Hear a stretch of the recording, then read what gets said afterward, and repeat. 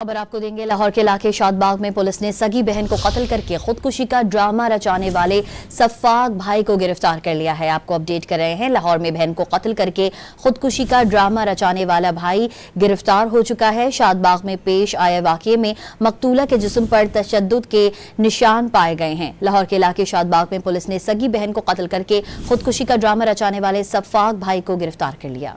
लाहौर के इलाके शादबाग में पुलिस ने सगी बहन को कत्ल करके खुदकुशी का ड्रामा रचाने वाले सफाक भाई को गिरफ्तार कर लिया है। आपको अपडेट कर रहे हैं। लाहौर में बहन को कत्ल करके खुदकुशी का ड्रामा रचाने वाला भाई गिरफ्तार हो चुका है। शादबाग में पेश आए वाकये में मकतूला के जिस्म पर तशद्दुद के निशान पाए गए हैं। लाहौर के इलाके शादबाग में पुलिस ने सगी बहन को कत्ल करके खुदकुशी का ड्रामा रचाने वाले सफाक भाई को गिरफ्तार कर लिया।